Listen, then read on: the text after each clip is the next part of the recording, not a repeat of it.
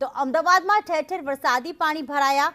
બાપુનગરના Anil starch વિસ્તારમાં પાણી ભરાયેલા છે અને પાણી ભરાતા વાહન ચાલકોને અનેક હાલાકીનો સામનો કરવો પડી રહ્યો છે।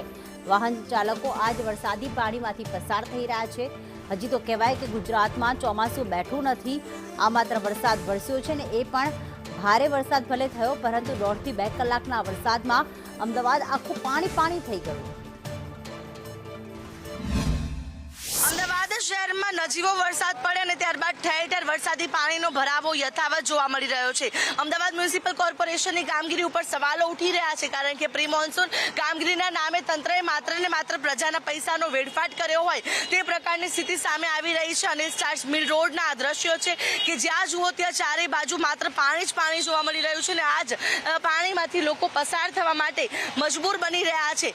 કરોડો રૂપિયાના ખર્ચે અહીંયા ડ્રેનેજની કામગીરી છે તે કરવામાં આવી છે, પરંતુ કામગીરી કેવી કરવામાં આવી છે તે એક સવાલ ઉઠી રહ્યો છે, કારણ કે તંત્ર દ્વારા જે કામગીરી જો યોગ્ય થઈ હોત તો કદાચ આ વરસાદી પાણીનો ભરાવો અહીંયા છેલ્લા કેટલાય વર્ષોથી હું જોતો આવ્યો છું।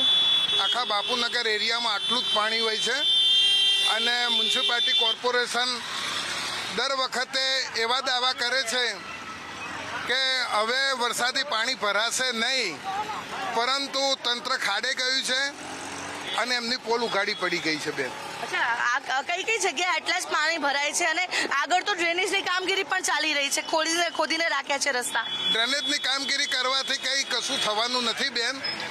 આમાં તમે બાપુનગરનો ચારે તરફનો એરિયા તમે જોશો, કોઈ પણ એરિયામાં જોશો, આ તો સમજો કે 2-3 ઇંચ વરસાદ આવ્યો છે। જ્યારે 8 થી 10 ઇંચ વરસાદ આવે છે ત્યારે તો અઠવાડિયા સુધી પાણી અહીંયા ભરાયેલું જ હોય છે। ચાલક સાથે વાતચીત કરીશું, કેટલી મુશ્કેલી સર્જાય છે? મુશ્કેલી તો હોય જ ને, પાણી ભરાય એટલે મુશ્કેલી તો થવાની જ છે। તંત્રને શું કહેશો, રજૂઆત શું કરશો?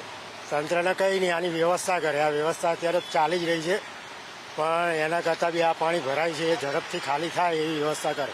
અને હજુ તો માત્ર પ્રી મોન્સૂનનો આ એક્ટિવિટીનો નજીવો વરસાદ આવ્યો છે, જ્યારે મુશળધાર વરસાદ આવશે, ચોમાસાની સિઝનની શરૂઆત થશે, ત્યારે કેવા પ્રકારના દ્રશ્યો સામે આવશે તે એક પ્રકારનો સવાલ ઉઠી રહ્યો છે, કારણ કે જો માત્ર નજીવા વરસાદમાં આ પ્રકારની પરિસ્થિતિ હોય, આ પ્રકારે પાણી ભરાઈ જતા હોય, તો જ્યારે મુશળધાર વરસાદ આવશે તો કદાચ લોકોના ઘરોમાં પણ પાણી ઘૂસી જશે, લોકો ઘરની બહાર પણ ન નીકળી શકે તેવી પરિસ્થિતિનો સામનો લોકોને કરવો પડી શકે છે। ત્યારે તંત્રની પ્રી મોન્સૂન કામગીરી આ વર્ષે પણ ખાડે ગઈ હોય તેવા દ્રશ્યો સામે આવી રહ્યા છે।